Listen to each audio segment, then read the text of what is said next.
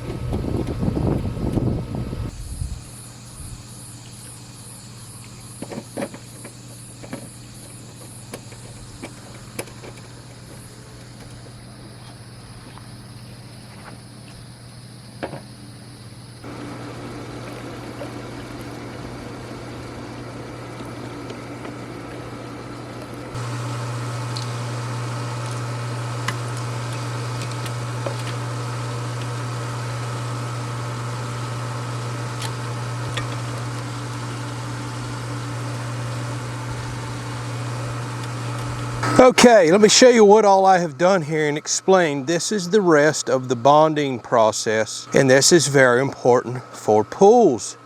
So keep in mind, we have metal walls, we have metal uprights, we have an electric pump over here. All these things could potentially jump from one to another, and you don't want to be the path in between, so we want to bond everything together, including the water itself. We don't want to be anywhere in between current trying to flow. So this is what the bonding is going to help take care of. So let's start right here. I'm going to show you a picture. And behind this upright right here is the seam of the pull that we bolted together. And my pull manufacturer suggested that I also bond to the second bolt from the top. So here's the picture, and I did do that. Ran a heavy gauge copper wire down and tied into a lug here. Well, sadly, I've already kind of got it covered up, but I'll show you over here. So a foot out from the wall of the pool is what NEC says. It can be 6 inches deep or deeper. I'm going to run, I believe it was a number 6 copper wire, number 6 or number 8. NEC section 680, that's the National Electric Code, 680 tells you that. I ordered whatever it said. I think it's maybe number 6 copper wire. So we want to keep a continuous loop all the way around the pool. And you want to find evenly spaced posts. So we have to make contact with the pool in 4 even spaces. So this post, I measured out that post, over there. So we're evenly spaced around the pool. See that copper ground lug right there? I actually screwed and attached that to the metal upright, looped my wire through, didn't break my wire, and we go on around to the next copper lug that I screwed in here with self-tapping screws. If I had this to do all over again, whenever I was putting the pull up, I would have bolted these through and put a lock washer, lock nut on the back side and used a bolt instead of the screw. It'd just be a much more secure connection, and you can scrape the paint off that post for an even better connection. So there's another lug looped right in. I'll show you those in a second too. I ordered them off of Amazon along with this wire. It was a much better deal. I'll link all that down in the description. So again, we're evenly spaced. There's connection number 3. We're coming on around in the trench with the wire. Here's evenly spaced connection number 4. Then we come on around here. I tied into the pull wall itself, so now we have all metal uprights, the pull wall, and don't forget, we put the skimmer water connection in, water bonding plate right there. So you keep the wire continuous.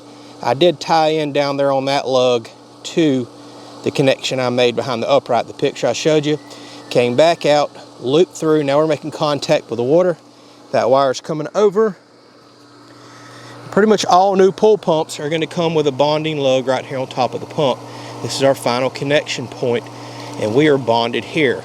Now, all means of conductivity for electricity, all the metal, the water, the electrical pump, they're all now bonded together, nice and safe.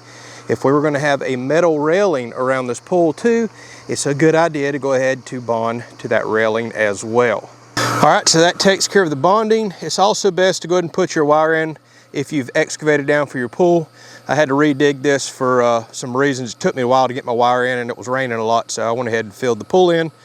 And I just hand dug my trench right back out. So I'm about to cover all this trench up, and then we're gonna move on to trenching plumbing, so we can always fill the pool if we want, and wiring to an outside meter panel that I have over here. And I'm gonna tell you all about the code for that. All right, and here is the grounding or bonding lugs that I got off of Amazon. See, they're all copper lugs. You can run a bolt right through here into a metal structure, and then you have a screw that you can take out, and this is made to accept large copper wiring just for bonding or grounding. I'll put a link to those and the wire in the description. All right, so I got my electrical trench dug right here. Now I'm laying out my conduit where I'm going to tie in from an outside breaker panel that I have, a sub panel, and then we're going to run all the way down to the pool pump itself. Now, code says that the wiring must be in a conduit. They do make brief mention of a specific type that you could bury, but this is where people really get confused about the code. It's National Electric Code section 680. You may want to read it. It does not allow underground feeder or your typical burial wire that you can bury and run to anything else on your property, not for pool pumps, because it requires that the ground must be completely covered. It must be insulated. I'll show you some of the special wire that I had to go get. And if you're going to run that type of wire that doesn't have an outside, well, sun resistant, water resistant sheathing, although this is rated for water, it needs to be in a conduit for protection. You need to know which direction you're going to want to pull and run your wire through your pipe too. That makes a big difference on how you're going to lay your conduit out, because you only want to feed it one direction. Let me show you. Now, I know I want to start at this end and run my wire that way. It's just the way I think it's going to work best for me. So that means whenever your conduit has a bell end, a flared end just like that, not a straight end, I want that going downhill the direction. Basically, I'm going to pull or push my wire. And the reason that is because there's a nice concave piece in here. So if the wire's coming from this direction, it's just going to hit this nice concave lip and continue to go on. So whereas look, if I put these two pieces of pipe together, one has a blunt end. So if I were to start feeding wire back this way, chances are my wire is going to hook, hit that blunt end of pipe, and I'm just going to fight. I'm never going to get it through. So always push your wire the direction of the bell or flared end right here. We want to go with that so the wire is not contacting anything that's blunt. So a lot of people are probably going to fight me on this wiring right here, but I'm telling you, you're not going to pass any sort of inspection or code, assuming you have it in your area, unless you do an insulated ground type of wiring, and it needs to be in a conduit. National Electric Code also refers you to another section outside of the pool section. This is where people get really confused. It talks about using, well, a Romex or your typical household wiring, but you need to pay very close attention to that. It's talking about whenever you're making connections inside of your home and running out to, say you did a little sub panel or a disconnect outside, you're allowed to use typical household wiring inside your structure. As soon as you exit the structure itself, that's when you have to use this completely encased ground type of wiring right here. It has to be completely insulated. I'll show you it here in just a second. All right, so I'm going to glue these sections of conduit together. That's another tip. Don't use any old PVC cement. You want to use one that says conduit solvent cement right there.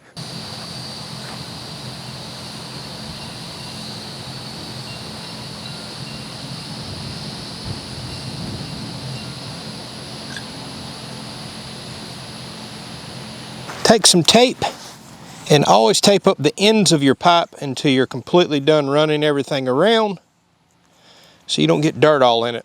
I actually have two downspout drain pipes that run in the ground down there, and I have to push this underneath, so I'm going to be pushing it through dirt. And as you're pushing and pulling the pipe back and forth, you're just going to pack it slap full of dirt. A little bit of electrical tape or duct tape will take care of that.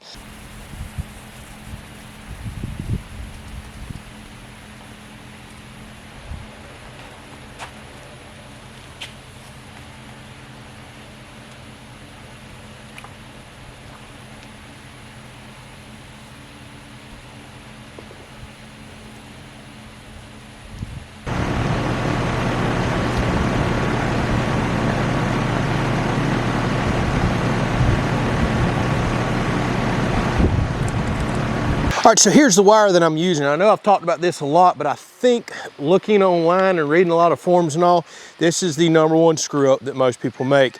And if you happen to live in an area that requires inspections, well, this is what's going to make you fail quicker than just about anything other than most areas with safety fences and all, which, by the way, we're going to cover in the next episode. So this right here is called a THHN or THWN. Sometimes it's referred to as that. So the most important, you see how the ground is completely covered here? That's what the heck they're going to be looking for. And I'm assuming that's probably because, well, in the situation of a pool, water, electricity, and how important the ground is to carry any potential problems back, you don't want this exposed or potentially corroded. I know a lot of wire will allow you to not have a fully encased ground wire, but when it comes to pools, they require this. And the reason I'm having this conversation with you is this is very, very hard to find. At least it was in my area. I actually had to drive to another state to find this wire. It's just not common. because you've got to run this in conduit, and most people outside are going to do the UF burial wire, the UFB that's in the big thick gray casing. Again, that does not qualify under NEC for a pull. You can run it to just about everything else on your property and direct bury it, but this is what you're going to have. They make stranded copper, solid copper. This has also got a water resistant jacket on it, and it's made to run in outside environments inside of conduit. Now, don't forget, it's got to be inside a conduit. I highly recommend you get 10 gauge if you can. Even if you're running a 120 volt pump, you're going to have to get 10 gauge if you're running a 220, but it's so hard to find. I can only find it locally in a 500-foot roll, because I guess nobody's just really buying this stuff up. And in order to get it by the foot, again, I had to travel a whole state away. Now, NEC also says that you have to do a minimum of 12 gauge or larger. So 12 gauge, 10 gauge, 8 gauge, you can go from there. You cannot run 14 or anything like that. Most pool pumps pull way too high of an amperage draw, and they're long runs. The longer the run, typically you want to upsize your wire. So before you even start putting your pull in, start looking for this type of wire and get it, because it was very difficult for me to find. I'm not going to hit on this too much, but I'm sure I'm going to be asked. I've got a trench dug here. Your state rules and county rules and all are going to vary, and also depend on if you have a frost line or not. We don't in Florida. Some are going to require you to do 18 inches deep. You can run water and electric in your same line. Some codes are going to require some sort of separation there, but that is perfectly fine. A lot of trenches do that, but you need to check your local regulations. And again, if you're in that frost line, you may have to do a 24 or 36 inch deep trench. So that's why we're not going to go into that too much. Your rules are absolutely going to vary by location versus where I'm at.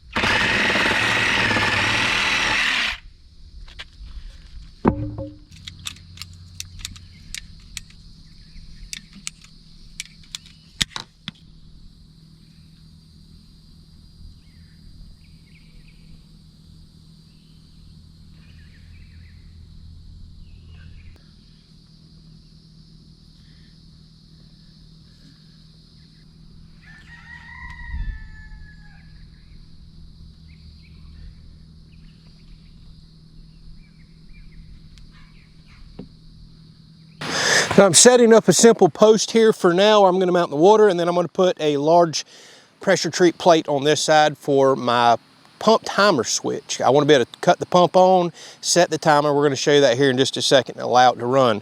But I want to talk about the water real quick. If you're already digging a trench, go ahead and run your water line out here. Pools experience evaporation. You're going to lose water level quite often, especially in the heat of summer, and you're going to need to throw a hose over and fill your pool back up, you know, an inch or so, because you always want to keep water level in that skimmer so the pump doesn't suck dry. You never want to run a pump dry. That's a good way to burn them up. And you want to get good water level in there, so you're constantly skimming the bugs and debris off the top. I went ahead and ran a large 1-inch line out here. That's going to give me full flow. Go ahead and buy a full port valve. This is a full open port valve right here. Don't do your little cheap spigots from the hardware store. I can actually raise the water level in this pool like by an inch, and I mean, it's a short time. Hour, maybe a little less than that. Actually, it's probably even less than that. And I'll have to do this occasionally throughout the summer. So go ahead and have water out here, because you're going to do this enough. Nobody wants to drag a water hose across the yard, then have to roll it back up. Plus, you want to go ahead and get full high flow out here as well. If you're having that get together, see your levels a little low, you can run it up a lot quicker than you realize. I'm going to do something a little later here. I'm not digging the single post idea. I'm probably going to build me something decorative over here and move everything a little bit later on. So I'll make sure I can tap in and move stuff over. All right, so y'all know I love sharing tips. This little board that y'all seen me build right here that's got the nails holding up, I built this for a specific reason, to pull off my copper wire and this wire. So something worth sharing that a lot of people don't know, and it took me later in life to figure it out as well. We all go by that spool or roll of wire. We'll try to grab the wire that's in the middle that you can quickly see. We pull it out, and then what's it do? Everything just does this. The wire twists, and you have a hard time. It just twists the entire way. It's not good for the wire, and you can't feed it through anything. You always want to pull your wire from the outside of the spool. Now, if you'll make you a quick little device like this, as it comes off the outside, see how straight this stays? You pull from the center, it's going to twist and kink up on you like you've never seen. We've all experienced it. When you pull from the outside edge like this, it'll feed so much easier, whether you're running wire in the house or in your boat or out here through pipe like this.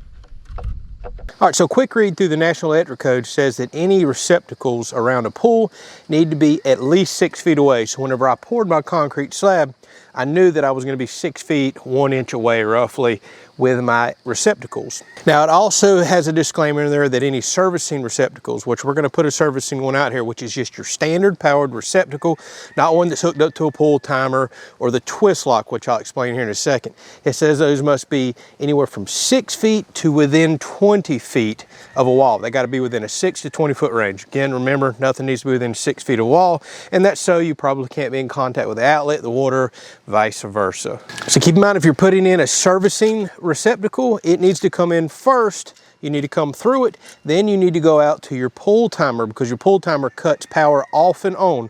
So the receptacle that comes out of the backside of the pull timer, for example, well, that's the one that's going to be powered up and down. It needs to be this twist like we're going to talk about in a second. So that's why you're going to see I'm putting in 2 receptacles here. The first one is getting power from the sub panel itself, then we're carrying the power straight out of it right to the actual pull timer itself. Now there could be some local jurisdictions that make you do a direct run straight to the pool pump itself, no receptacle in between.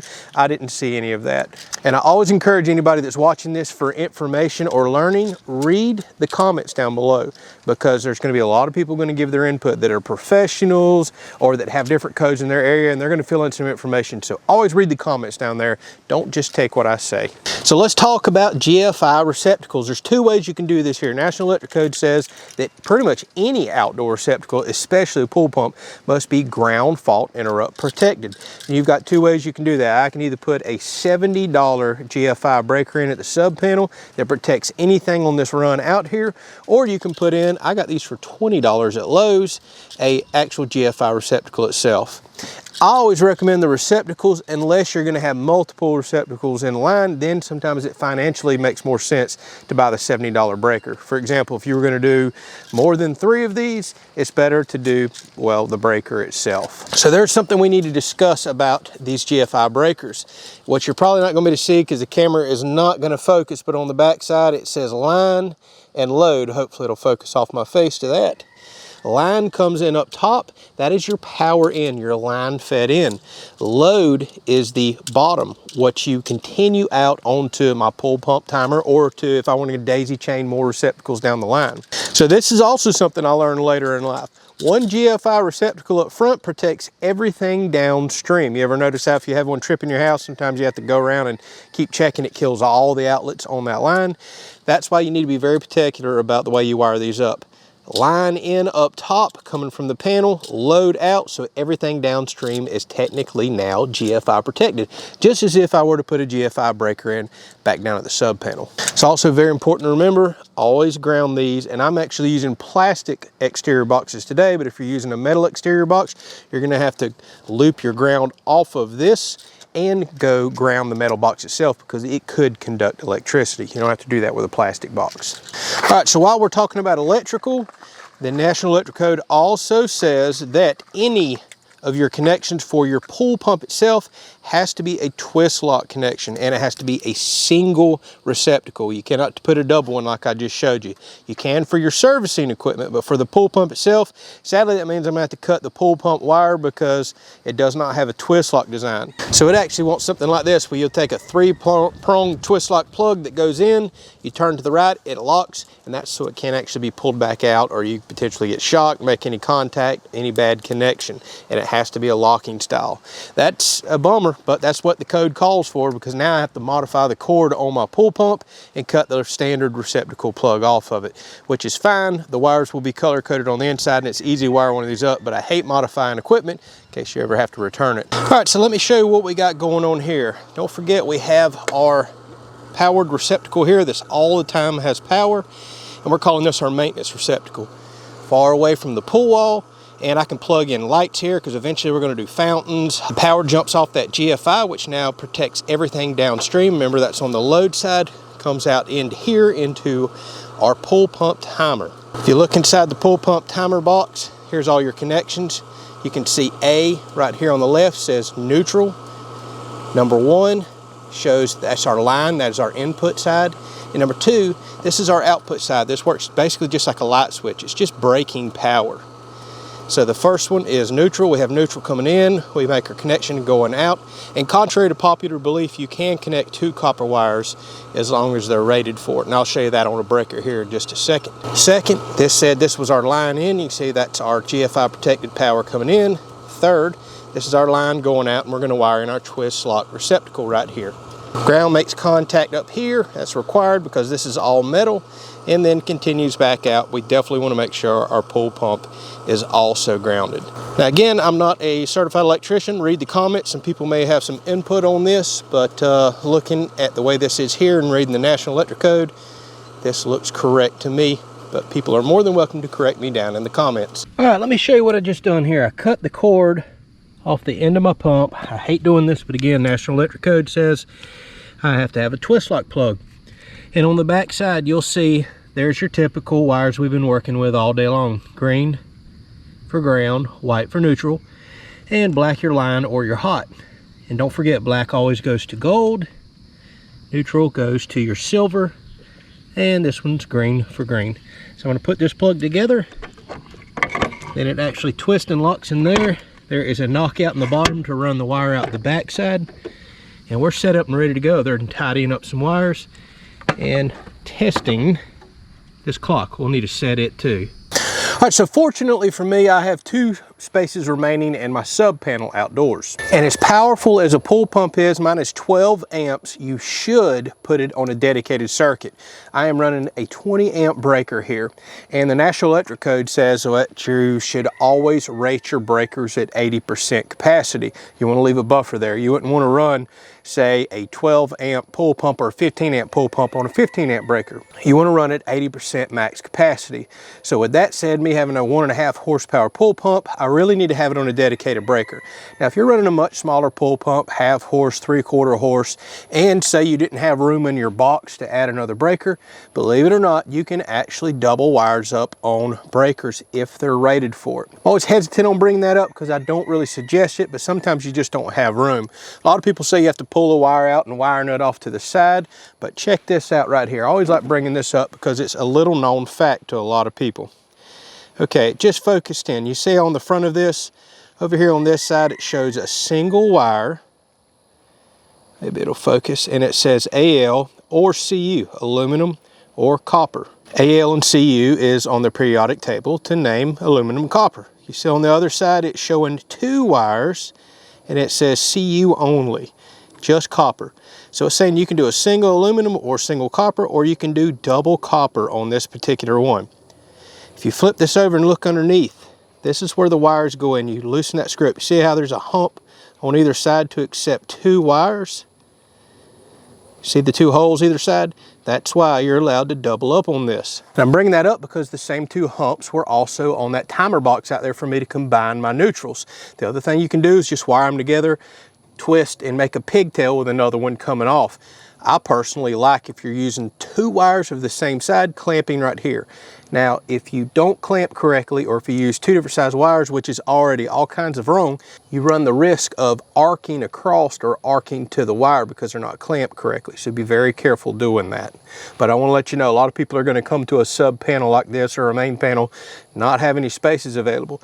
You can either pull a wire off of a breaker. You're going to want to find one that doesn't have much of a load on it, like this servicing outlet right here for my AC. Nothing runs off of it. I could really tie into it and get my full 20 amp capacity plus the 80% I told you. All right, so we have that single wire hooked up to my 20 amp breaker. I'm gonna put it in the available slot. Because this is a sub panel, there is a bar on one side for my grounds, so I have to run that coated green ground wire over to that bar, and my neutral bars over here, so I run my white wire to the neutral bar. If you're on a main panel or it's your first means of disconnect, National Electric Code says you combine both of those on the same bar. So you may run into that wiring one up. You'll have a single bar that may have grounds and neutrals on it together, but if it's a sub panel, a secondary panel in your home, or a second means of disconnect, maybe you have a main throw and disconnect on the outside of your house, well, you're gonna notice those are gonna be separated. Follow whatever's already been done. And always, when in doubt, if you question any of this, hire an electrician. All right, so if we take a look in here at the clock, this says do not unscrew. You never mess with this hand right here. And you'll actually pull this out and rotate left or right and set your time. So you'll rotate this all around, and it's almost 6 p.m. right now, so I have it just before 6 p.m. Then you'll loosen these little screws here. This one says off, that one says on, and you'll put the time you want it to run from. Right now I'm gonna do from 4 p.m. to 11 p.m. We'll try that. We're gonna run it quite a few hours, being that it's starting to get really hot, close to summertime here. All right, so let's flip it to on and see if it works.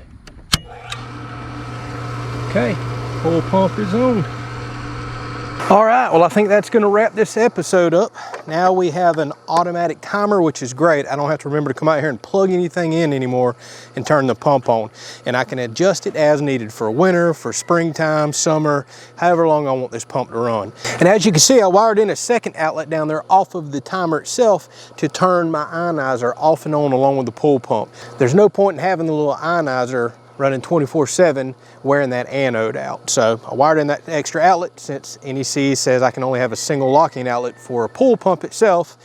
Oh man, so many workarounds with this stuff, but we got to follow the rules. All right, all that's left to do is I got to run the hardware store. We're going to cover up this pipe with some insulation so it doesn't freeze in the winter, and that also protects it from UV rays. And then just got to cover this ditch up. No point in recording that. Don't forget, on the next episode, we'll dive into some safety fencing. I found some for an awesome price that's removable, which is key for us. Now we can go ahead and put it up, pass all that we need, get approved by the insurance, house insurance, property insurance, all that good stuff, because that's required before you can complete a pool. And then we can actually take it down as needed to build our deck and do other things. It's really cool. And it doesn't cost thousands of dollars like having somebody come in and, you know, build a privacy fence or chain link fence, anything like that. So excited to show that off, and we'll go over some of the code with that as well. Hopefully this series is helping you for your upcoming pool project. Don't forget, just a homeowner doing his stuff here. If anybody is a professional and sees something I've done wrong, by all means drop a kind comment down in the comment sections. We'll pin it if it's something that really needs to be posted, but you, the viewer, should go down there and read through all the comments and see if there's something else maybe you can learn as well. We'll catch you on the next video.